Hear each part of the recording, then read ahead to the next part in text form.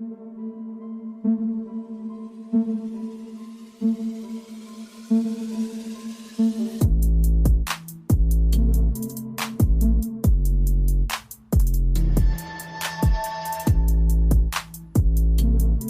up, everyone? Welcome to the podcast. I'm your host, Isaiah Copon. It's October 22, 2021, and this is Lift and Learn episode 58. In this episode, I'll be talking about doing a full body workout split. I'll be going over why doing a full body workout can be so beneficial for some people. And in the second topic, I'll talk about the importance of fatty foods, and basically why just because a food is high in fat doesn't directly translate to you gaining body fat. It could actually benefit you if you're eating the right kinds of foods. Before that though, I'll talk a bit about what I've been up to lately, and that might include fitness related topics, and it might not. If you want to follow me, your host, on Instagram, it's isaiah.copon, and you can also check out my website, isaiahcopon.com. The podcast is on Instagram at Lift and Learn Podcast, on Twitter at Lift and Learn Pod, and also on Facebook. You can just search Lift and Learn Podcast. With that being said, let's get into it. Alright, so I guess first things first, let's talk about my training this week. And actually, I just got back from a training session with my friend from college. She works at Lifetime Fitness, so I got to go to one of those overpriced facilities today. Well, actually, I don't know if it's overpriced for all of the things that they actually offer there, like multiple floors of equipment, deadlift platforms, and rock climbing, and multiple pools, and whatever else is in there. But it's just way out of my price range right now. So yeah, thankfully I got to get in a workout there today, which was great. I also am not going to mention which location it is specifically because they didn't even check my vaccine status, which actually seemed kind of sketchy, but whatever. So we did a full body kind of day, and I'll talk more about that in the first fitness topic later, which, yeah, that's coming later. And I knew that we'd be training together, so I took yesterday off from the gym so that I'd be fresh and available to do whatever I felt like. And honestly, I had to kind of freestyle the whole workout because I made it on the fly so that we'd both get an effective workout. So yeah, we started with some sumo deadlifts, did some back, I made her do some hip thrusts and chest as well. Since she's not really into working out the whole body yet, she usually focuses on the lower body, which is understandable, especially for females, since they're always trying to grow the booty. But that workout was actually pretty good. I'm going to try to get her to get me in there more times during the winter because there's just so much to do in there. Like, I wanted to play basketball too, but I didn't bring my ball, so I'll have to remember that for next time. I actually haven't been to that gym in a few years though, so it's pretty different now with the social distancing of the machines or whatever, but it's so nice in there. I haven't been there since before the pandemic, obviously, so it looks a little bit different. Like I said, I wanted to play basketball, and I know before the pandemic happened, they actually used to run these basketball tournaments in there, which look pretty cool. There's also a soccer field indoors, but right now it's unusable because they moved a bunch of the equipment into that room so that you can basically just work out more. So that sucks for people who actually wanted to use the field. But honestly, it was eerily quiet in there though. We had to do incline bench press on the soccer field and there was no music. So it was literally just silent in there. Besides that though, the rest of my training went well. I mentioned last week that I'm moving more to a 3 to 5 day workout week since work has just been hectic lately. And this was the first week where I did it, and it worked pretty well, I think. I noticed that I'm actually able to recover a lot more, actually, because I feel really refreshed. I mean, earlier this week when I did my sumo deadlifts, usually my grip would give out, like the last few sets, but not this time. I actually didn't get exhausted this time around since I actually have more rest days during the week, which probably helped in terms of recovery purposes. I haven't talked about pull-ups in a while, but I think I've pretty recently got over this little hump in that part of my training. I took a few weeks off of it because when I would push intensity on that one, my left shoulder, which is the one I dislocated in April, when I started to push it, when it comes to pull-ups, my left shoulder would act up a little bit. It wouldn't really hurt or have lasting effects, but I could just feel a little something in my shoulder, so I just went and did my reps until I felt a little bit of discomfort, so I was stopping way before failure on those. But this week, while I was doing them, I didn't notice that slight pinch in my shoulder, so I'll get back to it consistently for now and see what happens going forward. And we'll see what happens if I start adding like extra weight to my body. We'll see if I get that pinching in my shoulder again. But doing pull-ups with just my body weight, I can pretty much do 8 reps of 3 sets now with zero pain, so that's a good thing. And since I have been training less times per week, I spent one of my sessions testing out my OHP again, that's overhead press, and I've been consistently bringing that into my weekly routine regularly, so I'm glad I was able to do a plate there for a few reps, so 135. Finally got to touch that again, which is a pretty good milestone. I just got to keep doing it, and that should fly up pretty quickly. I think I incorporated OHP back into my routine again because I don't know what it was. I read some article or some video was saying how like OHP is like the most challenging of the upper body compound lifts. So hearing that, I was like, okay, I need to get better at that one. And basketball started this week, which is exciting. That's one of the sports I like to watch on TV, so everything is back again, hockey and basketball. My 2 sports that I like to just play in the background while I work or whatever. And there were some hilarious things on the basketball side that I just need to mention.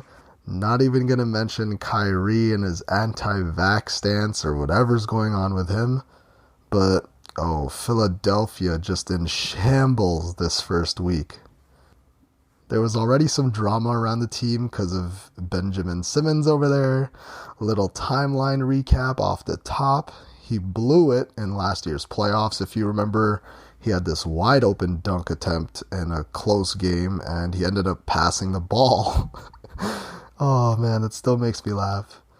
They ended up losing that game. Then the coach kind of threw him under the bus, saying how he doesn't think Ben will be the point guard of the future or whatever he said.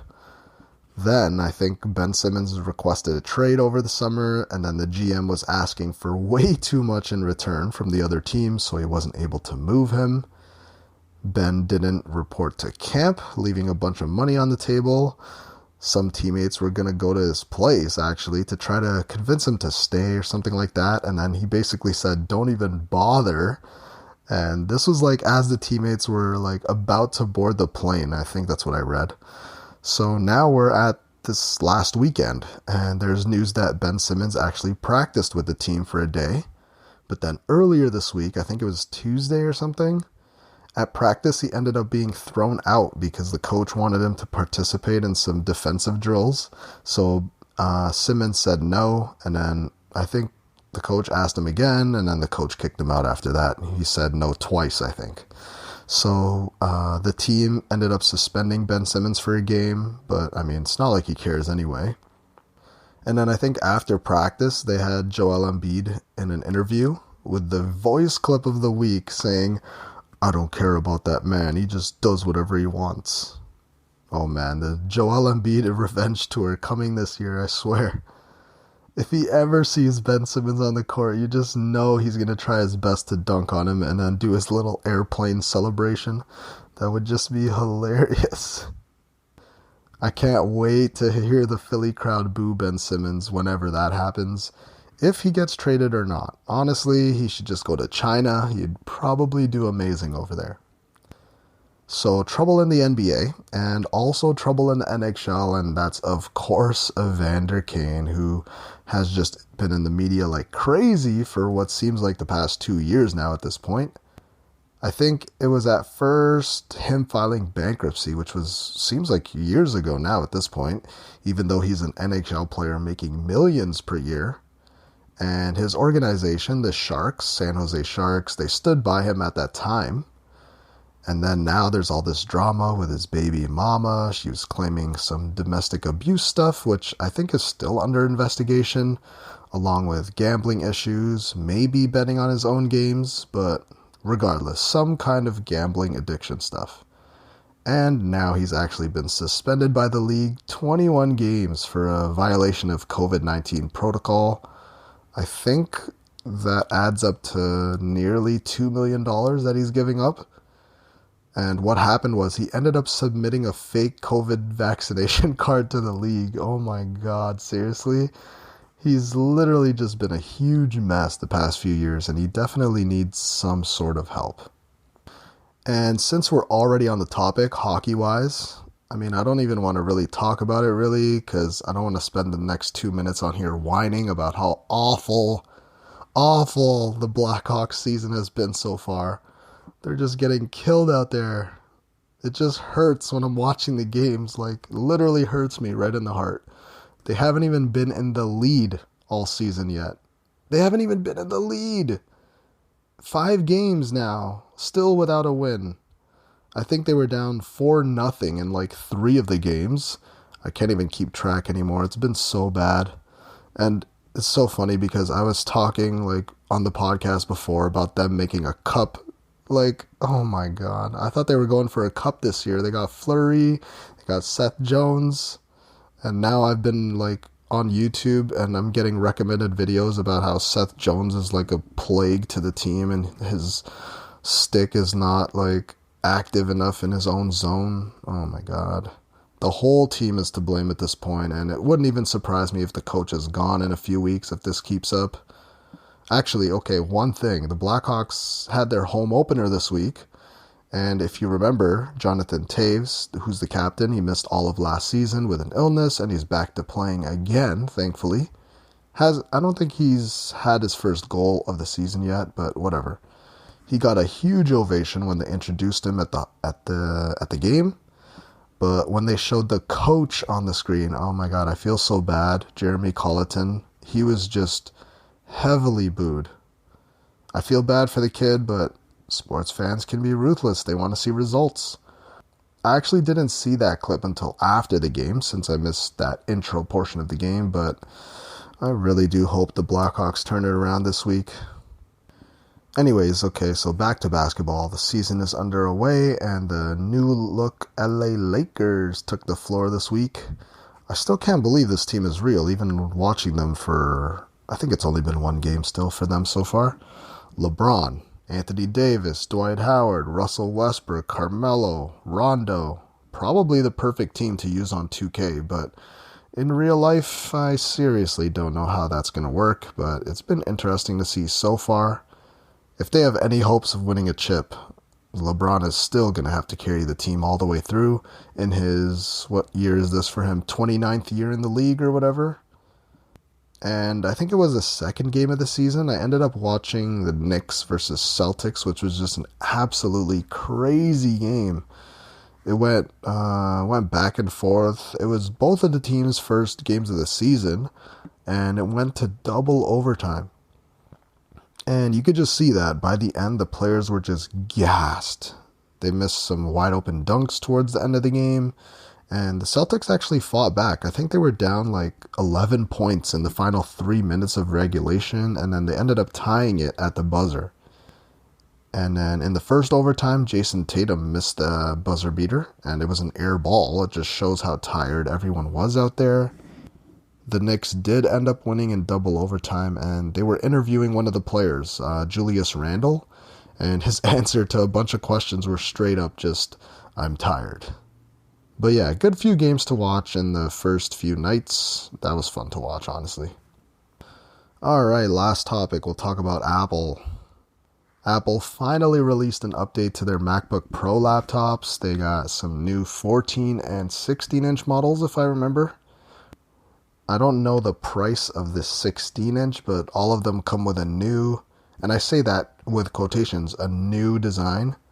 Basically, the screen has these little bezels and has a notch at the top, similar to the iPhone designs for the past few years. And these laptops come with the new M1 Pro or M1 Max chips.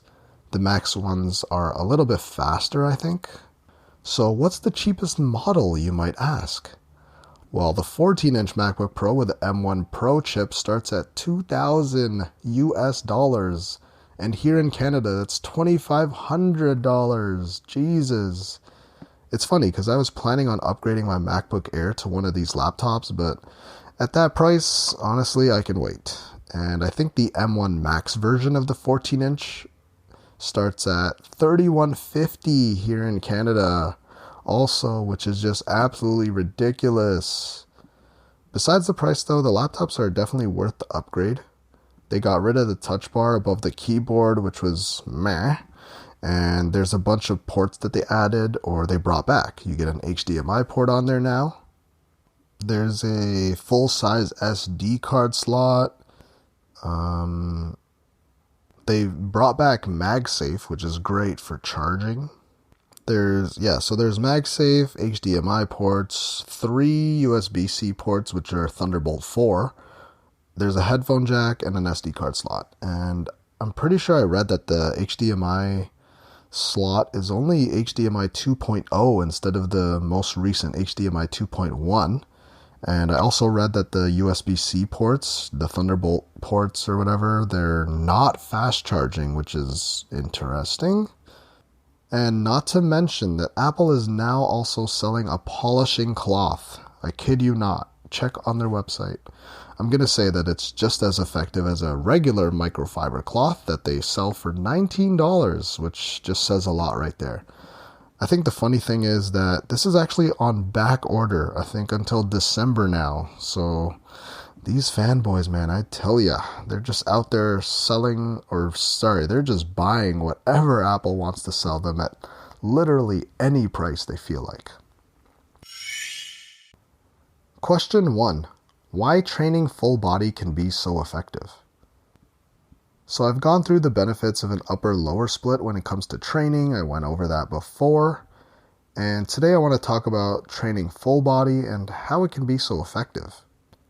Training your whole body every single session. This is the complete opposite of the bro split, which is where you train one body part per day.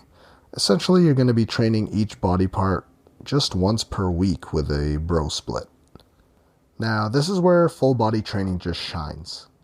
Studies do show that frequency when it comes to training can actually be effective if done and applied properly.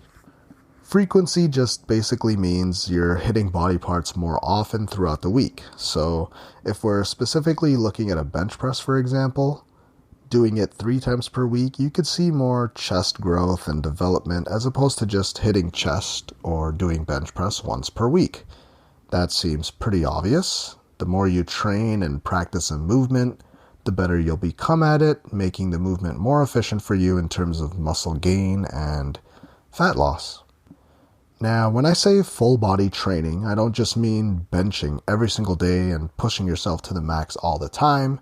There needs to be some structure there and a lot of planning and listening to your body along the way too. I've talked before about how many times you want to hit each body part per week. That's 9 to 20 sets or so per body part, so you need to come up with a routine where you're doing just that. And that actually becomes pretty easy if you're doing something like you're working out every other day. So getting into that 9 to 20 set range, which is the sweet spot when it comes to hypertrophy, aka growing your muscles. If you're doing a full body routine, let's say 3 times per week, at the very least, you should be doing each body part for 3 sets per session. If you go more times during the week, that means you can either do more sets per exercise or toss in some other body parts in there too. Maybe some other small muscles you might neglect, like calves, rear delts, traps, forearms, abs even. Or maybe you can even structure your workouts to hit one of those smaller muscle groups at the end of your full body days. Whatever you want to do, really, there's a lot of flexibility there. Full body workouts can be great because even if you get busy during the week, you can be sure that you've hit every single body part at least once or twice already this week. Not like where you do a bro split or even a push-pull legs routine. You never know what could pop up during the week in your life, which could cause you to maybe fall behind or get too busy to go to the gym one day. And if you're doing a full body routine, it won't really throw off your weekly workout routine, even if you do manage to miss a day or two in the gym. Think about it. If you only have 3 days available, if you're doing a bro split, it's going to be hard to hit every body part. So realistically, that's out of the question. You could do a push-pull legs. You're again doing everything just once per week, which is better than nothing. If you're doing an upper-lower split, working again 3 days a week, you're doing each body part maybe twice, depending on what week you started off with. And here's where a full body workout really stands out and could be useful for you. You're hitting each body part 3 times per week generally if you're working out 3 days. I mean, you don't have to, but you have that option. This way of training, doing full body, has actually been great throughout the years when it comes to training my clients. A routine like this can be really flexible, whether you see that client 1 to 3 times a week, or if you're just thinking about yourself working out twice per week. I mean, a full body routine is pretty flexible, and if you plan correctly, you can work out honestly pretty much every day. That's still a viable option for you there. So yeah, you could do a full body workout every day, but that could be pretty intense. So I do think it is a lot better if you're working out anywhere between 2 to 4 times per week. I feel like that's the sweet spot.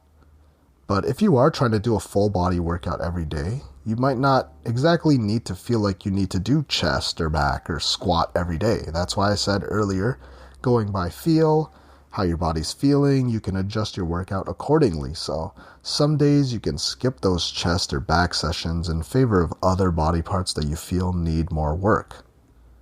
If you're working out twice per week, full body, that session could be more taxing and require more effort and intensity. Because you want to hit each body part pretty effectively, you do still need to work hard to make progress. So you might have one day where there's more of a focus on the lower body and the other where you're more focused on the upper body, just to keep things even. But regardless, you're hitting full body both days, you just have to adjust the intensity as needed. The most important muscles are going to be hit in a routine like this. That's very likely legs, chest and back, shoulders, and that's if you're including the big 5 compound movements. So in that case, those big compound movements, which are the most effective exercises in terms of seeing changes within your body, they're going to be done and practiced more often, which leads to progress over time. Going back to how this affected how I train my clients, I didn't realize this until later in life after a few years of training clients already.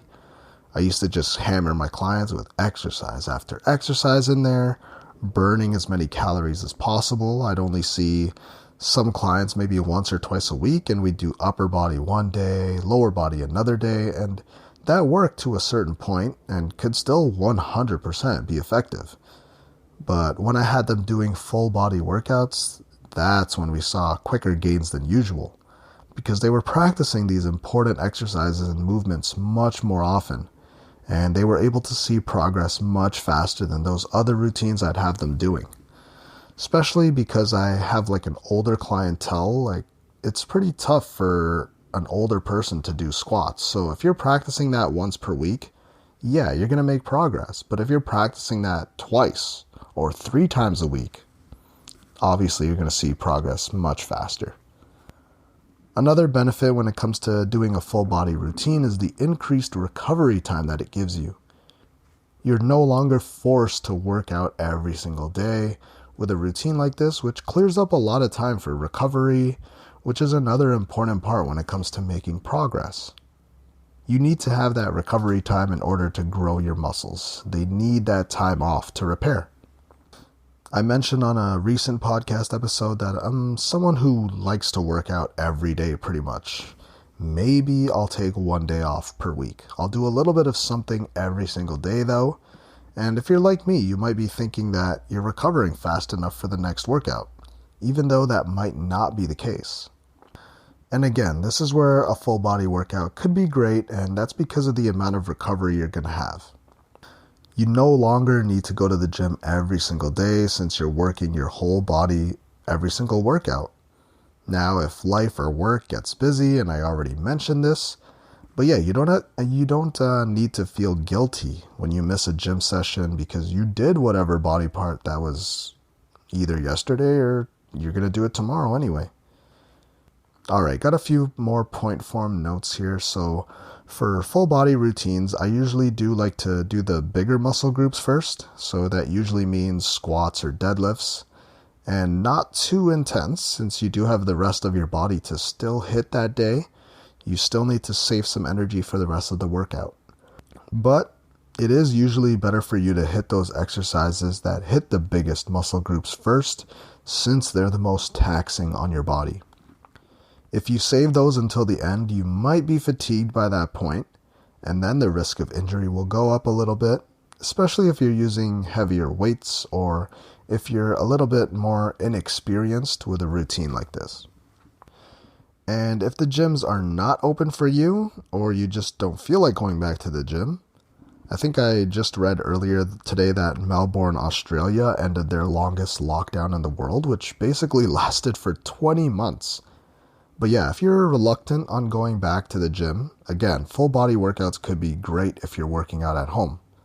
Last summer, this is exactly what I did. I still remember the gyms were not open in my area, and I dove pretty deep into mobility drills, and since I had some dumbbells lying around at home, I was able to do a full body home workout routine. So if you haven't done a full body workout ever, try it again. Don't even try it again. Try it for the first time this weekend or maybe sometime during the week. You might actually love it.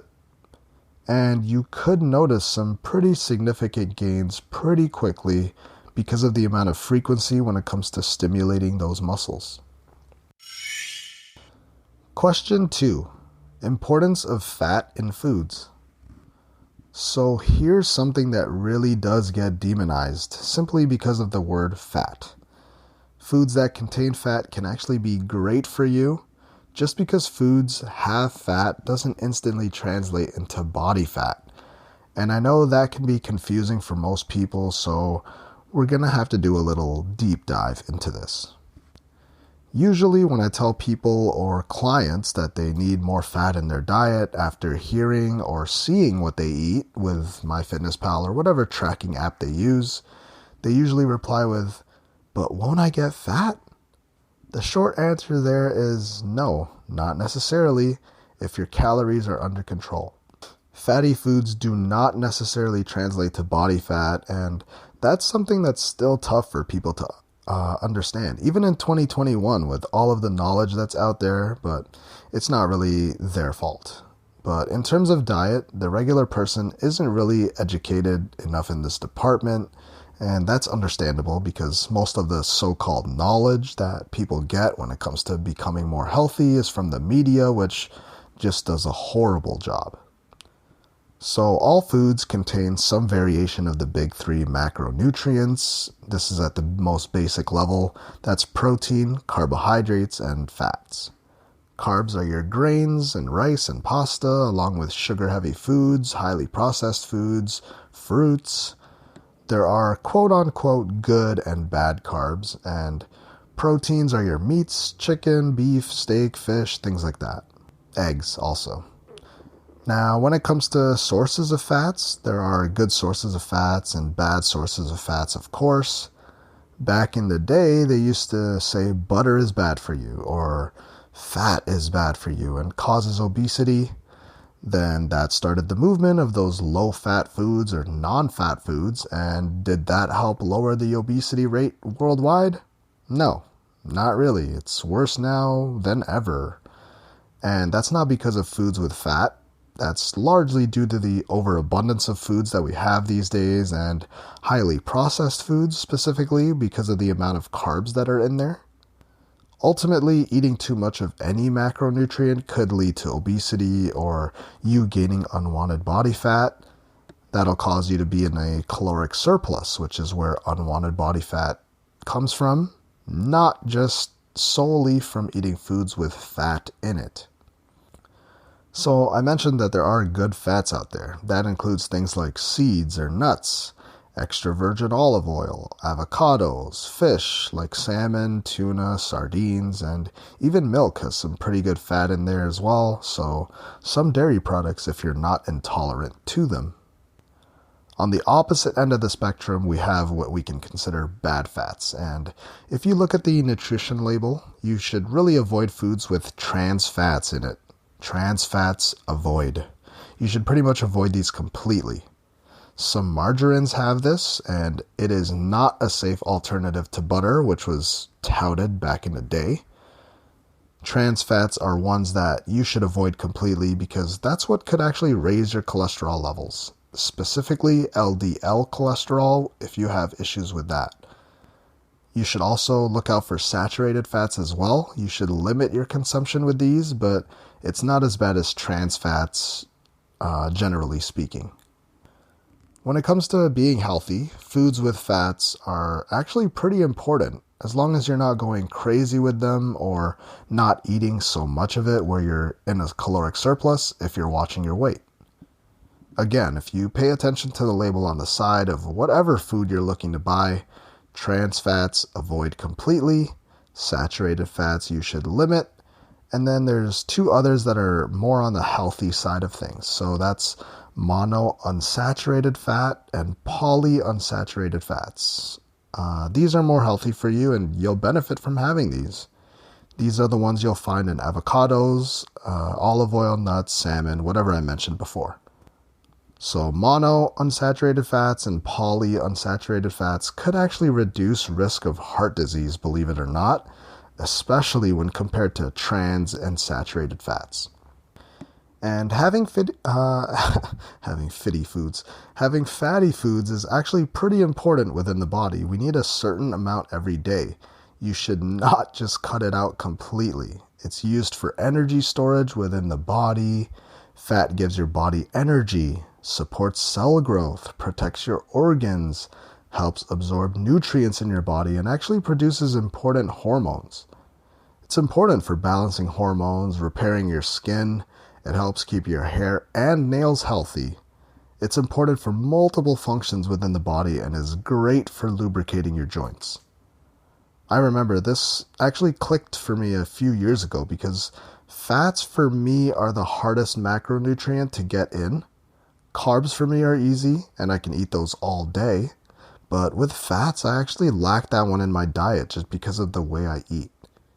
It wasn't until I started to increase my fat intake, double from what I was having before, and no, I didn't gain weight because I was tracking my food and making sure that I still stayed within my overall calorie goals. I used to have this elbow pain actually that used to happen where I'd bench pretty heavily, and when I made that switch to having more good fats in my diet, that's when I noticed that that pain actually went away and it hasn't come back ever since. But I do notice that when I have an increased amount of good fats in my body, it clears up my skin and just overall it makes me feel a whole lot better, and it's the same with my clients as well.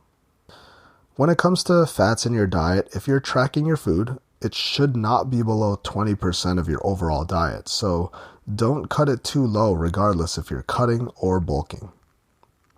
And actually, a little side note here when it comes to fat, and when it comes to actually the three macronutrients, carbs, protein, and fat, you can actually survive with 0 carbs in your diet, but you cannot survive you can't survive for too long with 0 protein in your diet, and you cannot survive for too long with 0 fat in your diet. But carbs is something you can actually live without. So think about that one and how important that is in your body. So if you're someone who has been avoiding fatty foods because you think it'll instantly make you fat, then it's time to stop doing that. You need a good amount of fat in your diet for your body to run more efficiently and properly. Choose foods with the good fats in them. That's monounsaturated and polyunsaturated. That's the best one. And these will lead you to being healthier overall, according to the studies that are out there. And that concludes episode 58 of the podcast. Thank you for listening. If you really enjoyed the episode or my podcast as a whole, then please leave a review and comment on iTunes or whatever your choice of podcast platform is. Also, if you haven't already, you should hit that subscribe button because I'll be releasing episodes every Friday. If you want to follow me, your host, I'm Isaiah.Copon on Instagram, and you can also check out my website, isaiahcopon.com. If you want to follow the podcast, you can check out @Lift and Learn Podcast on Instagram, and there's also a Facebook page if you just search Lift and Learn Podcast.